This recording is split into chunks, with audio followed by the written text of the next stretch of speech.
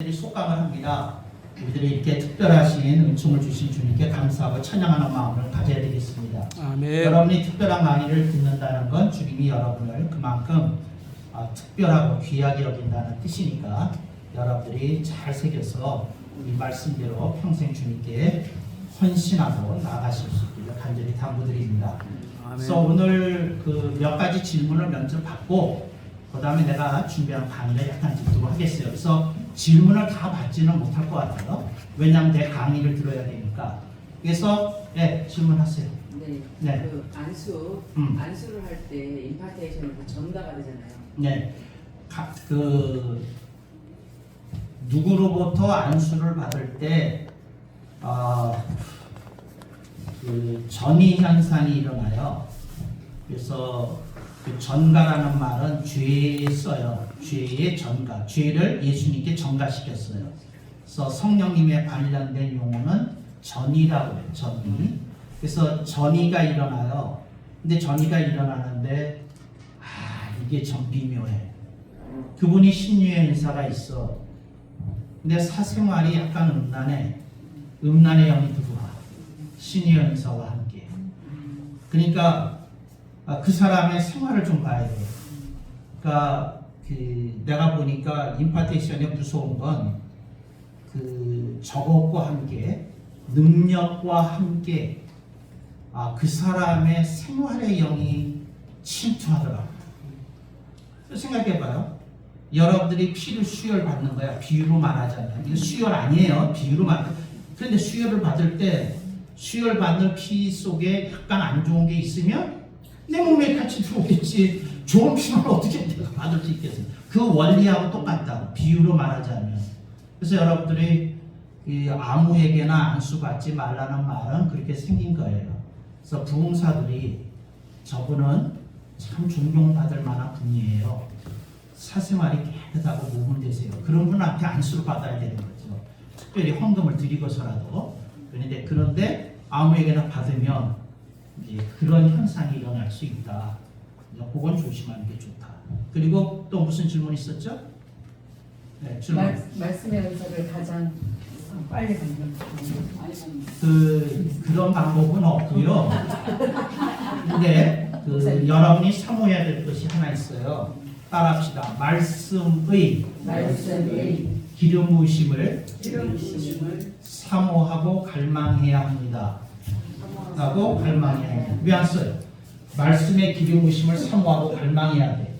그리고 기도할 때 그 말을 해야 돼. 하나님 아버지, 제가 하나님의 말씀을 대언할 때에 말씀의 기름 부으심이 있게 하옵소서. 이렇게 이제 그렇게 기도해야 되는 거다.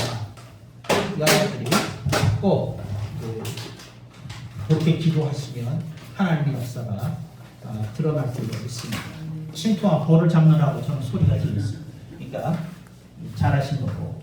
그러니까 꼭 어떻게 해요? 그 말씀의 기름 부으심을 놓고 기도를 해야 돼요. 그래서 말씀의 기름 부으심인데, 근데 말씀의 기름 부으심을 체험해야 되는데, 말씀의 기름 부으심은 예를 들자면 어떠냐면, 내가 당상에 올랐어. 그래서 설교를 해. 그러면 성령님이 이 예화를 말해야 된다 하고 말씀하셔요. 이 예화. 근데 내가 예화를 할 때 좀 버벅거려요. 어떤 떠올리게 한 예화가 있는데 버벅거려요. 그래서 여러분이 내 설교를 들어본 일이 있는지 모르는데 내가 예화할 때 가끔씩 버벅거리거든요. 근데 왜 버벅거리는지 얘기를 할게요. 어떤 사람의 예를 들어서 얘기하라고 그러는데 그 사람이 예를 들어서 텍사스 달라스에 사는 사람이야. 근데 내가 텍사스 달라스 얘기를 하면 그 사람이 노출될 수도 있잖아. 그러니까 텍사스 달라스에 그 사람 만났던 얘기인데, 그러니까 내가 멈추는 건 이제 지명을 바꿔야 되는 거야. 이해됐어요? 그러니까 이건 뉴저지에서 일어났던 일처럼 말을 바꿔 그 사람을 보호하기 위해서. 그러니까 내가 얘기를 할 때 이제 그런 걸 바꾸는데, 그러니까 조금 이제 그러기도 하거든요. 근데 성령님의 기름 부으심이 있으면 그런 일이 일어나. 어떤 예화를 기억나게 하고 이 얘기를 꼭 하라고 그러시고. 또 설교 중에 내가 성령님께 집중하면 얘야 너 앞에 설명해서 이거 빼먹었다. 이거 보충해서 설명해야 된다. 이제 이런 것도 있고 이제 말씀의 기름 부으심이 깊으면 말씀 중에서도 그런 체험을 할 수 있는데 근데 그걸 떠나서 말씀의 기름 부으심은 그 초기 단계에서 여러분이 느낄 수 있는 건 어떤 형태로 나타나느냐면 여러분이 말을 하는데 말이 꼬이지가 않아. 말이 술술 풀려. 그리고 쓱 하고 스무스하게 가. 이제 그 말씀의 기름 부으심이 초기 단계에는 스무스하게 진행이 되고 잘 마무리되는 것으로 주로 나타나요. 근데 말씀의 기름 부으심이 깊어지면 이제 그런 것도 체험하기도 하고 그러죠. 그리고 하나님이 이제 그것을 통해서 사용하셔서 역사하시기도 하고 그래요. 근데 말씀의 기름 부으심을 설교 중에서 사용하거나 뭐 하려고 그러면 훈련이 좀 필요하고요. 사탄이 그걸 역이용하는 수가 있어요. 그러니까 예를 들자면 성령님인 것처럼 야 실명을 얘기해 사실대로 얘기해 이런 암시를 줄 때가 있어요. 근데 성령님은 누가 설교를 통해서 이렇게 노출이 되는 걸 기뻐하시지는 않거든요. 그러니까 그런 건 이제 사탄이 이렇게 틈을 타는 건데 그런 걸 좀 조심해야 될 것은 있겠다. 그래서 말씀의 기름 부으심을 사모하고 갈망하는 태도가 중요하다. 그런데 말씀의 기름 부으심은 주로 누구에게 나타나느냐면 성경을 그 설교하려는 본문을 여러 번 읽었고 그걸 가지고 충분히 묵상한 사람에게 일어나요. 그러니까 성경을 잘 읽지도 않고 그 다음에 그 공부도 안 하고 묵상하는 사람에게는 사탄이 틈타는 좀 변질된 기름 부으심이 나타날 우려가 있어요. 그러니까 그거 굉장히 조심해야 된다 그래요. 그러니까 목회자들 중에 이 말은 절대 해서는 안 되는 말이에요. 나는 아무 준비가 없는데 단상에만 가면 기름 부으심이 맙니다. 그 사탄의 속삭임이에요. 그 짓이. 그 성령님은 게으른 사람을 싫어하세요. 성령님은 부지런히 노력하고 공부하고 기도하고 그런 사람을 좋아하시지 자기를 위해서 시간을 실컷 쓰다가 단성에 올라가면 기름 부으심이 있다는 얘기는 성경 어디에도 없는 얘기예요. 그러니까 그런데 속지 말라고. 그런 기름 부으심은 없어요. 본인이 그냥 지어낸 소리를 하는 거지. 그러니까 그건 정말 부끄러운 소리다. 그렇게 말하면 안 된다. 그렇게 되고요. 또 한 번 질문. 지금의 성경은 아까 얘기했지만요. 하나님 예배하는 자가 영과 진리로 옛날 그 개혁한 성경에는 신명과 진정으로 돼 있잖아요. 영과 진리라고 번역이 된 게 헬라어상으로 오역이에요. 영과 진리로 번역하면 안 돼. 신령과 진정으로 번역해야 돼. 그러니까 진리가 아니라 진정이에요. 진정이라는 게 뭐냐면 예수님을 리얼하게 느끼는 거예요. 진리는 어떤 하나님의 말씀의 깊이를 깨닫는 거예요. 그러니까 헬라어 원어상으로 진리가 아니야. 뭐라고요? 진정이지. 이해됐어요? 그 다음에 영이 아니야. 뭐라고요? 신령이지. 신령한 건 뭐냐면 기름 부으심이 있는 상태를 말해요. 그러니까 기름 부으심의 상태가 없으면 뭐예요? 네? 제자리 돌아와요. 뭐라고요? 그냥 이리로 왔다 갔을 때 여기 앞에서 이렇게 다 돌아와요. 그 신령은 기름 부으심이 있는 상태를 신령하다 그런다. 그래요. 그러니까 신령과 진정이 여러분에게 신령과 진정이 있어야 돼요. 그러니까 신령이라는 건 뭐냐면 성도들을 위해서 기도하면 성도들의 상태가 느껴져. 그래서 기도에 좋게 신령한 거예요. 근데 내가 성도들의 이름을 불러가면서 기도하는데 아무것도 안 떠오른다. 좀 신령이 약한 거지. 이게 뭐가 떠올라. 그렇게 기도해 주고 성령님이 가르쳐 줘. 근데 그것만은 아닌데 그런 걸 신령이라고 그래. 이제 그 신령이라고 그러고 그 다음에 뭐예요? 내가 가장 좋은 일을 하나 들어야 되겠다. 내가 그 자주 늘인가? 자주 그래요. 뭐 그러냐면 어떤 설교 요청을 받아. 그럼 내가 성령님 여기에 합당한 말씀을 주옵소서 그러면 그 전화 받고 그 앉은 자리에서 일어나기 전에 본문이 떠올라. 성경 어디를 좀 봐야 되겠다. 그리고 성경 찾아서 이렇게 하면 즉시 그 자리에서 이제 뭐지? 이제 그런 게 예를 들자면 그게 전부는 아니고 이제 신령이야. 그게 신령이고 그 다음에 진정이라는 건 세상이 시시해 보이는 게 진정이야 사실. 사실 시시해 보여. 그렇게 놀고 뭐하고 한다는 게 그게 왜 좋을까? 이렇게 생각이 돼. 그래서 여러분이 기억해야 돼요.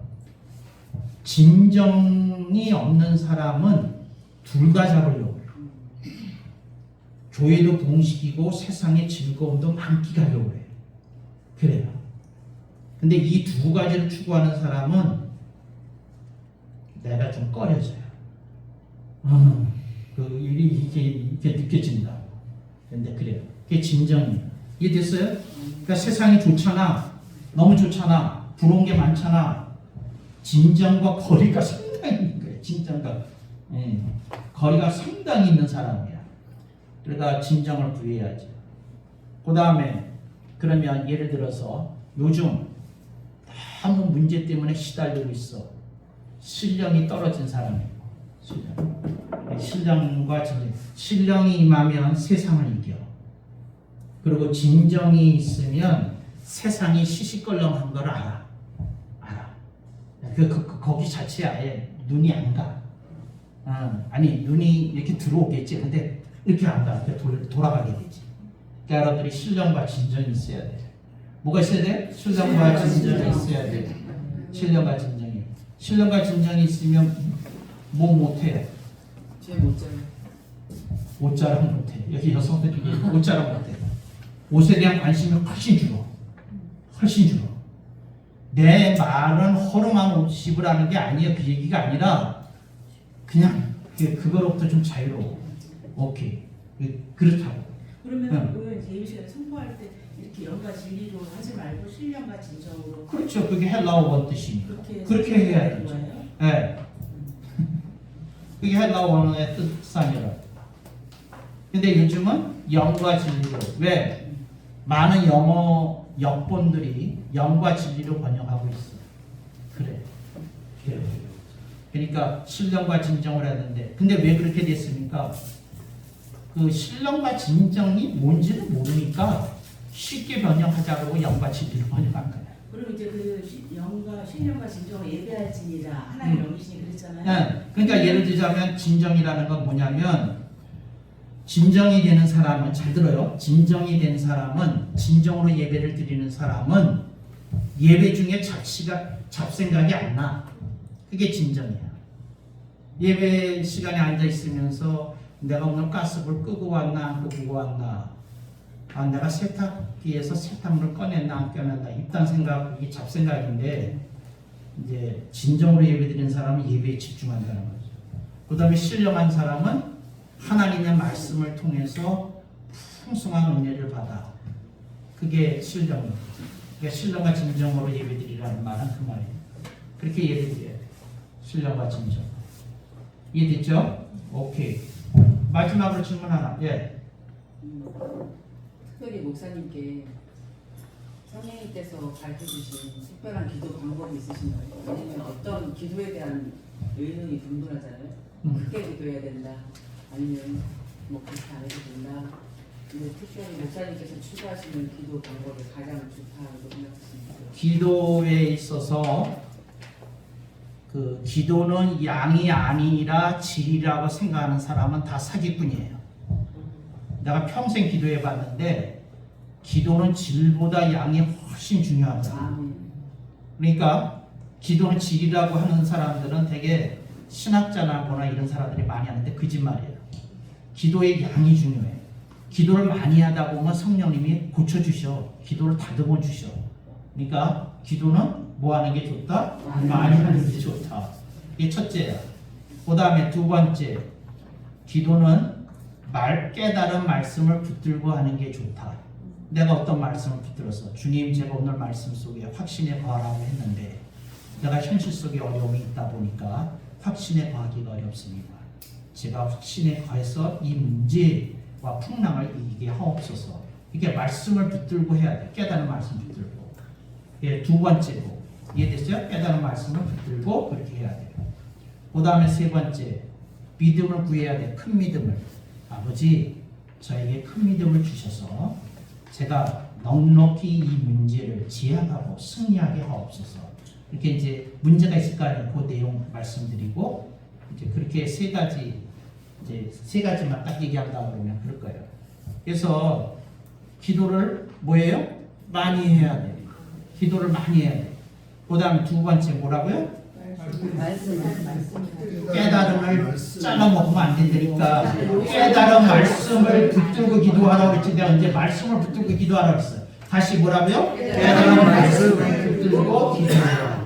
그 다음에 세 번째, 큰 믿음을 구하라. 근데 어떤 그 앞에다 수식어를 조금 보태줄게요.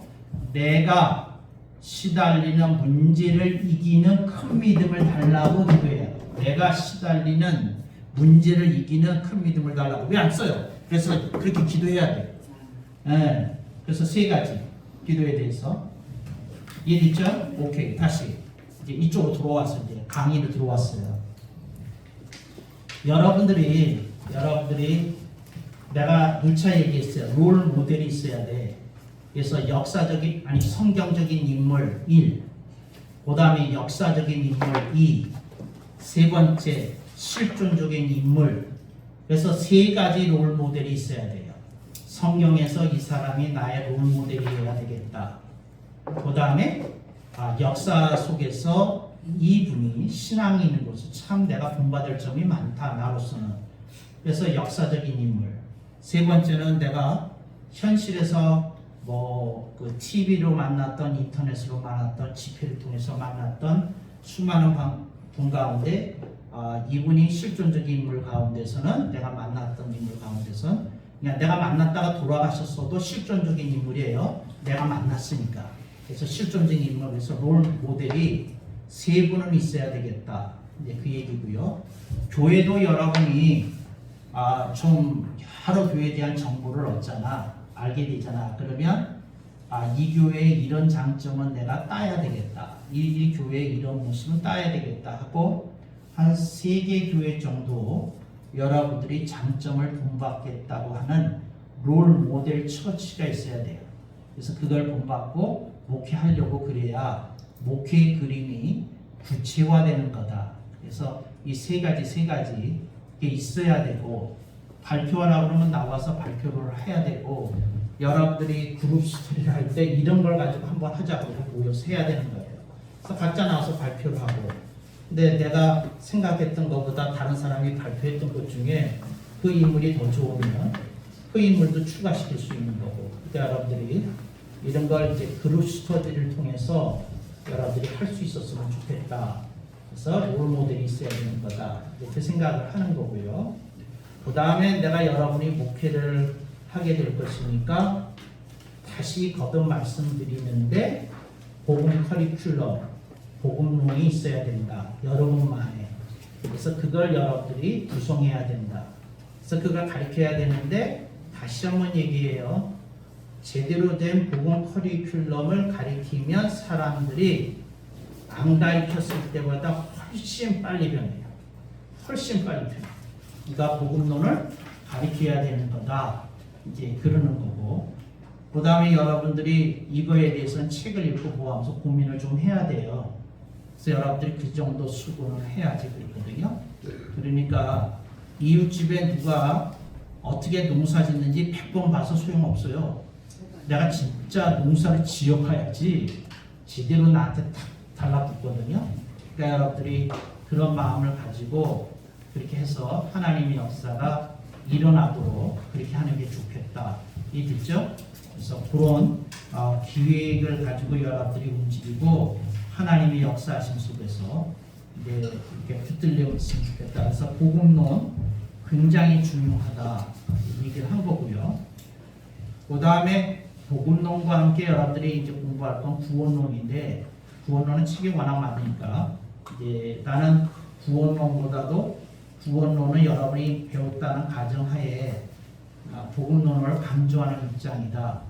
이제 그거에 대해서 좀 생각을 해봤으면 좋겠고요.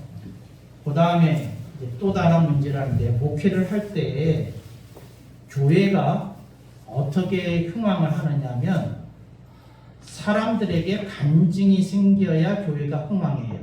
부흥해요. 간증이 생겨야 돼.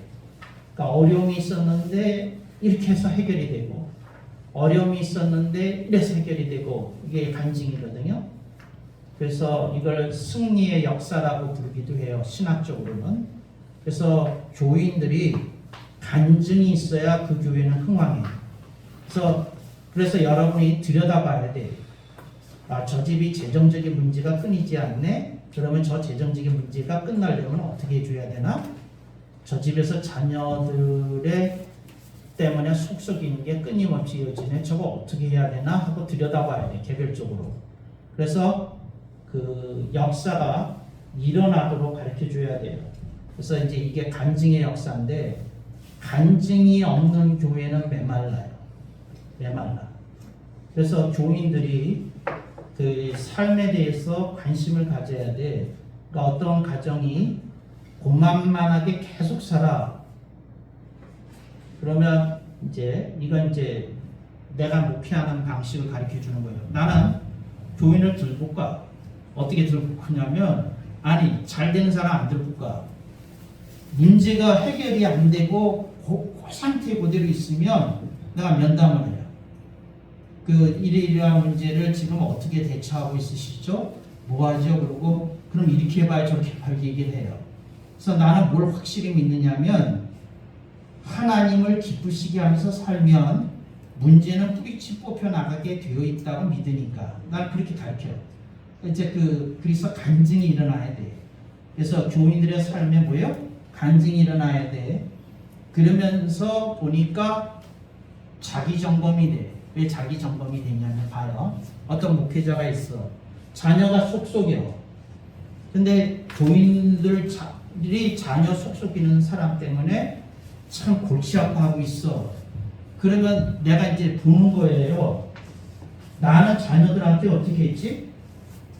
또 이분은 자녀한테 어떻게 하고 있지? 이거 보면서 하나님께 구해야 되는 거예요. 구해야 돼요. 그런데 내가 묻는 거예요. 어떻게 해야 될까? 그러면 내 자녀가 속을 굉장히 썩여. 근데 해결이 안 돼. 그런데 내 교인 집사님의 자녀들이 속을 썩여. 내가 그걸 보고 있는데 내가 어떻게 해야 되나? 그러니까 아니 이게 총론적인 거잖아. 아니 난 구체적인 답을 듣고 싶은 거예요. 네. 내 간증을 통해서 무슨 간증? 내 자녀들이 속속이고 있다고 가정을 했는데 교인 자녀. 아니 그러니까 내 문제가 해결 안 됐는데 교인들의 자녀 문제가 해결될 수 있을까? 이렇게 되는 거예요. 이해됐어요? 내가 하는 말 잘 들어요. 임파테이션 원리하고 똑같아. 내가 내 자녀의 문제를 해결 못하고 있으면 자녀들의 문제도 해결하기가 쉽지 않아. 원리가.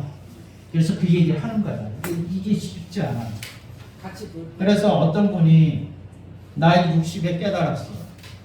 내가 자녀들한테 많이 잘못했구나. 다르게 잘못한 게 아니라 하나님의 말씀에 의한 권능의 역사를 일으키지를 못했구나 하는 게 깨달아졌어. 이해됐어요? 나름대로 하긴 했는데 이 깨달아졌어. 그럼 어떻게 되냐면 그걸 하나님이 인정하실 때까지 뜨거운 눈물로 고백해야 돼. 참회해야 돼. 근데 그게 쉽지 않아. 근데 주님이 보셔. 주님이 보자면 얘가 정말 뼈저리게 토해내는지 뼈저리게 토해내지 않는지를 봐. 여러분들이 어떻게 해야 된다고요? 뼈저리게 참여해야 돼. 뭐라고요? 뼈저리게.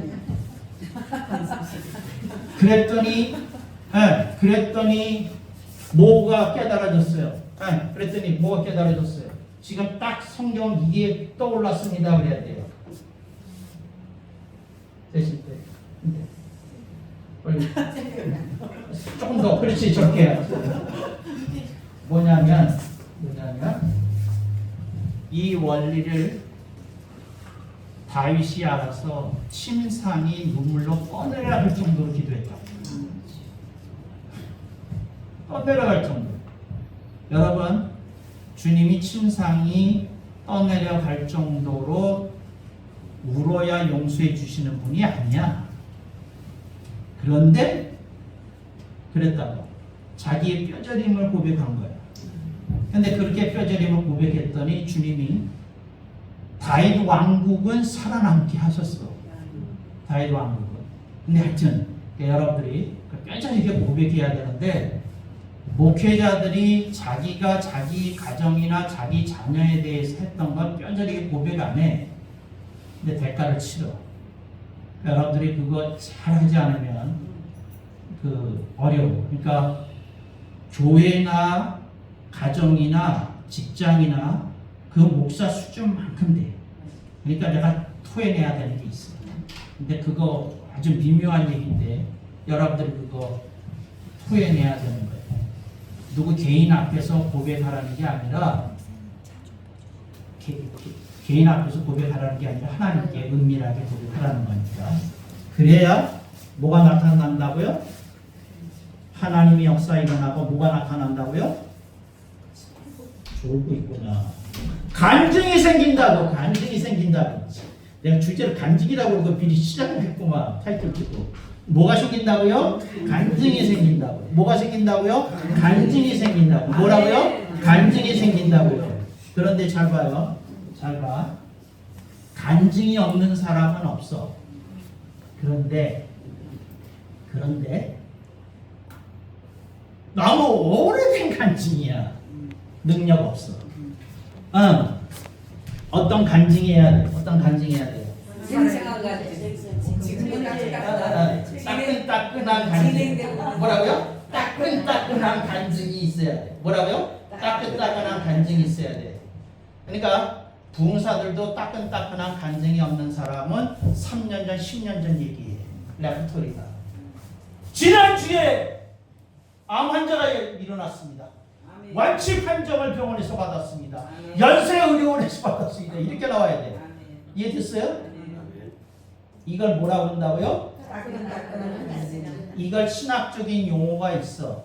따끈따끈한 건 문학적인 용어고, 무슨 용어? 문학적인 용어. 또 글자로 바꾸네. 또 무슨 용어? 문학적인 용어야. 신학적인 용어를 가르쳐 줄게요. 세간증이라고 해요. 이해됐어요? 뭐라고요? 신학적인. 그랬더니 이분이 링크가 걸렸어. 뭐예요? 맞추면 어깨를 안 맞아. 뭐예요? 지금 혼미하죠? 체력이 다 있어. 새 노래라고 들어봤어요? 네. 이거 신학적인 용어야. 구약 성도들은 이걸 썼어. 뭐라고요? 새 노래야. 무슨 노래가 아니야? 옛 노래. 아니, 애창곡이 아니야. 새 노래. 애창곡이 아니야. 뭐가 아니야? 좀 이렇게 문학적으로 해봐.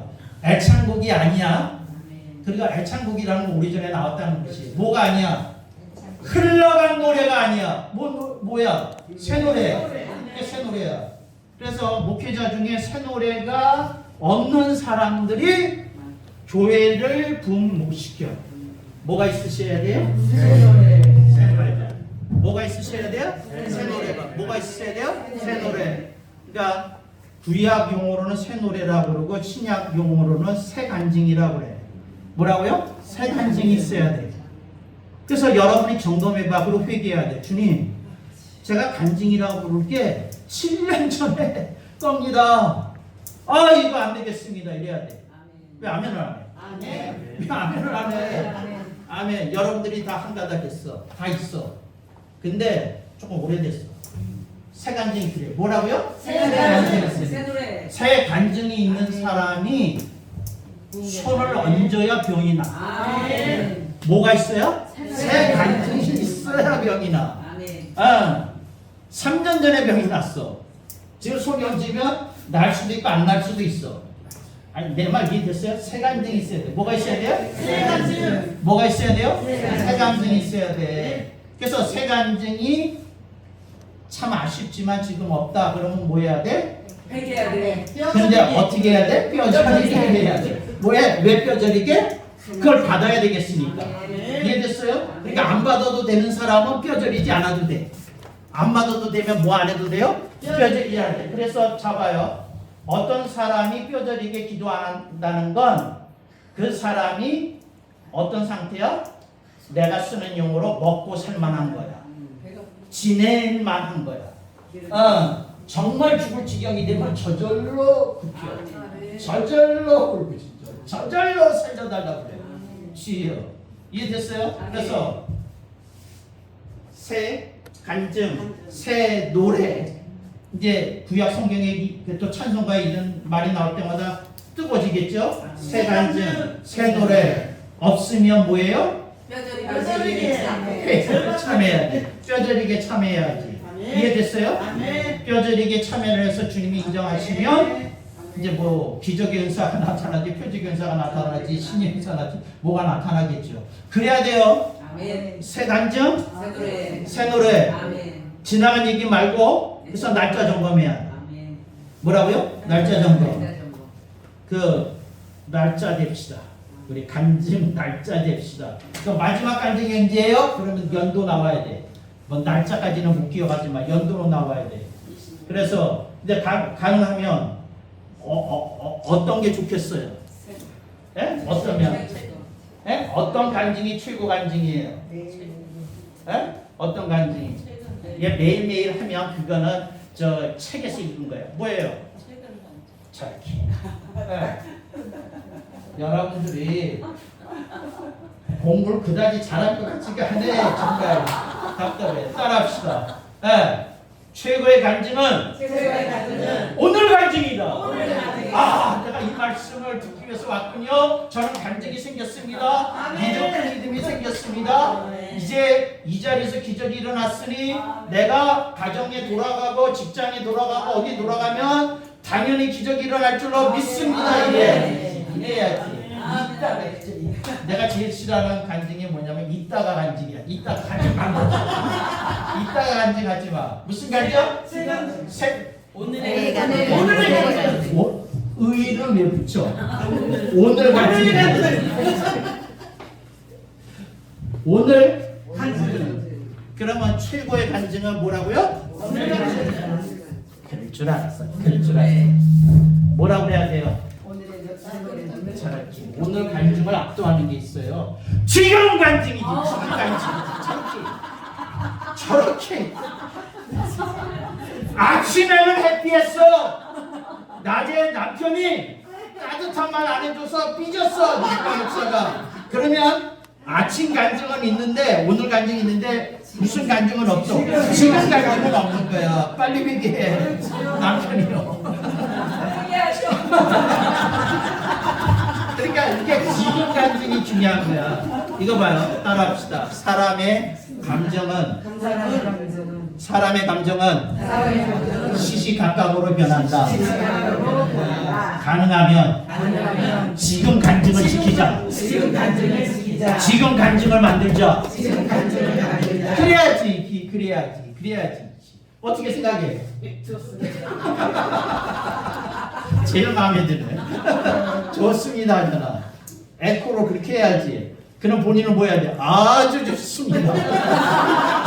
그러니까 본인은 젊은 감각으로 대답해야죠. 뭐라고 대답해야 돼? 에? 그러니까 젊은 감각 완전 대박이라고 들어봤어요. 완전 대박이라고 그래야지. 예, 우리 노 회장님 말씀이 완전 대박입니다. 이래야지. 젊은 감각으로 얘기를 해야지. 그 시대의 용어를 가지고. 완전 대박이죠. 이해됐어요? 완전 대박이죠. 할렐루야. 여러분들이 그걸 잘해서 하나님께서 그걸 한 걸 해야죠. 그러면 이제 마지막 한 질문만 받자고요. 뭐예요? 누가? 아니 중요한 질문을 해요. 근데 하나님을 경외한다는 것은 오늘날 우리가 어떻게 방법적으로 얘기해 주세요. 구체적으로 막연하게 하지 마. 그냥 우리가 하나님을 경외하는 방법. 네. 1, 2, 3 해가지고 알려주세요. 구체적으로. 가장 쉬운 방법은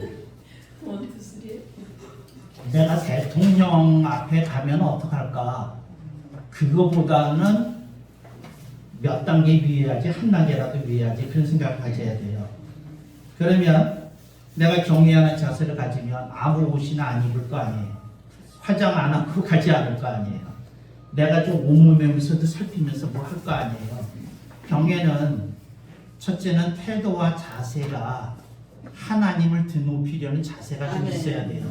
그래서 왜 두려움이라는 말이 들어간 거거든요. 그래서 영어로는 어라고 그래요. AWE. 이게 뭐냐면 하나님께 압도당한 거예요. 그래서 뭐가 있어야 돼요? 하나님의 드높으심에 대한 그러니까 태도와 자세가 갖춰져야 돼요. 뭐라고요? 태도와 자세가 갖춰야 돼요. 그 다음에 두 번째, 여러분들이 그 하나님 앞에서 어떻게 되냐면 여러분들이 드릴 게 있어야 돼. 뭘 드려야 되냐면 간증을 드려야 돼. 여기까지 인도하신 하나님의 은혜에 대한 감동과 감격이 있어야 돼. 은혜에 대한 뭐가 있어야 돼요? 감동과 감격이 있어야 돼. 태도와 자세가 그렇고 은혜에 대한 뭐예요? 감동과 감격이 있어야 돼. 꼭 써야 돼요. 감사도 있겠지만 우선 감격해야 돼. 감격해야 돼. 그 다음에 세 번째는 말씀만 하옵소서 그렇게 하겠나이다 그래야 돼요. 말씀만 하시옵소서 제가 그렇게 살겠습니다. 그래야 되는 거예요. 그래서 주님이 말씀하시면 제가 싫은 일일지라도 하겠나이다. 그게 경외예요. 근데 그래서 경외는 뭐하고 좀 달라요? 기도하고 좀 달라. 기도는 내가 필요한 것을 구하는 거야. 근데 경외는 하나님이 어명을 내리시면 왕중 왕께서 명령을 내리시면 받들겠습니다 하는 태도가 이제 필요한 거예요. 그래서 1, 2, 3 잘 갖춰서 하면 좋겠다 하는 것이죠. 제가 몇 시까지 하게 돼 있죠? 몇 분 남았어요? 다 됐어요. 12시. 아니야 끝났어요. 끝났어요? 질문 또 하나만. 질문 하나만 할게요. 목사님께서는 늘 이렇게 주님의 음성을 듣고 하시는데 주님의 음성을 들을 때 계속 주님을 교제하고 계시잖아요. 그럼 어떻게 목사님 이렇게 하시? 그걸 좀 오해하는 게 있는데, 오해하는 게 있는데, 왜 이렇게 울리지?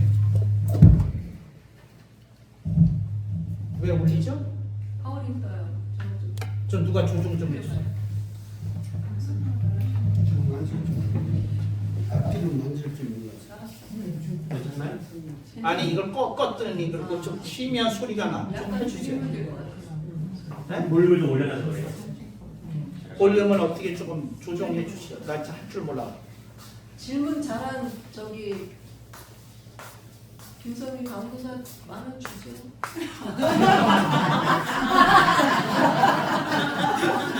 저런 질문하기 뭐죠? 원투삼으로 제가 네. 1, 2, 3로 뭐 해달라고 저렇게. 조금만 뒤로 와주시래요. 지금 질문이 뭐였죠?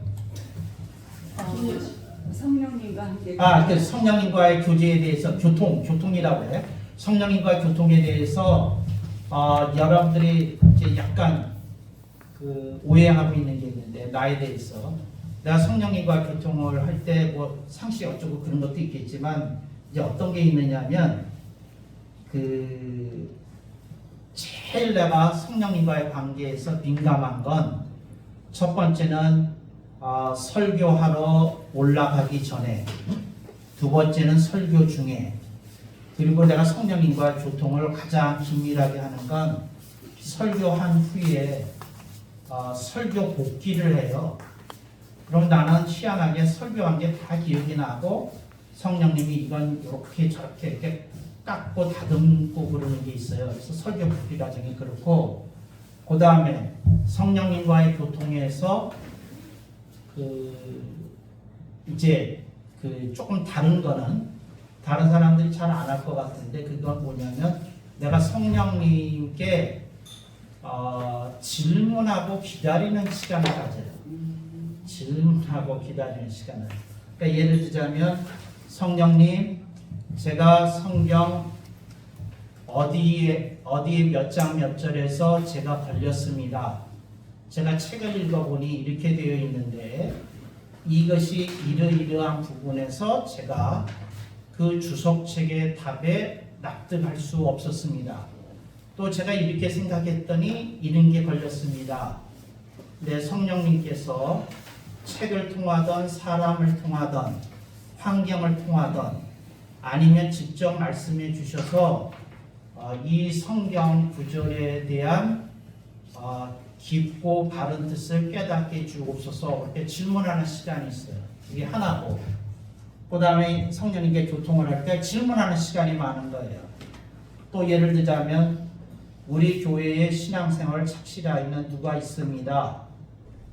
그런데 자꾸 재정적인 문제에 걸려서 이 사람이 넘어지는데 제가 이분을 어떻게 도와주어야 이분이 재정적인 문제로부터 해방을 누리고 자유를 누릴 수 있겠습니까? 하고 물어요. 그러면서 묻기를 주님이 책을 통하던 사람을 통하던 환경을 통하던 또 직접 말씀하시던 깨닫게 주옵소서. 그리고 삶 속에서 이렇게 살아.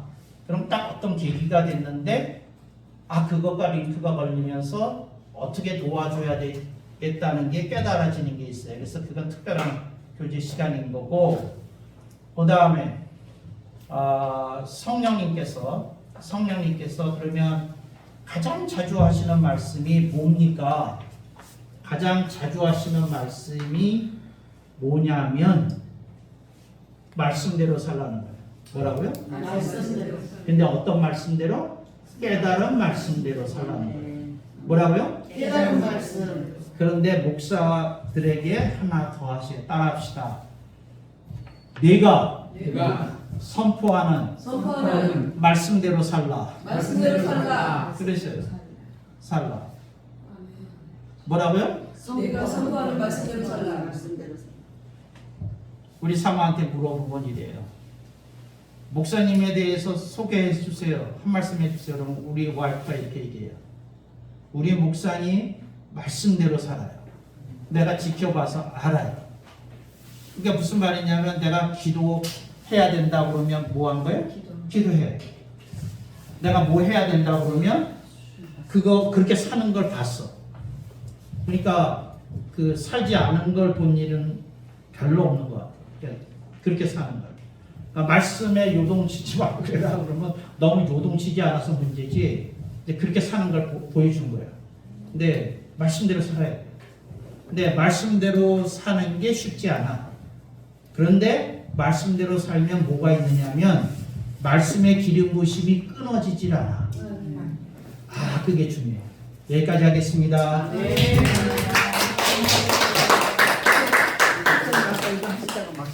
성령 충만하려 세 가지. 한 가지만 말씀하셨는데. 성령 충만. 이따 녹화할 때 하든지 뭐 다음 좀 자, 보시고요. 10분 후에 보시보겠습니다. 보실 분들만 해주시고 나머지는 자유롭게 하세요.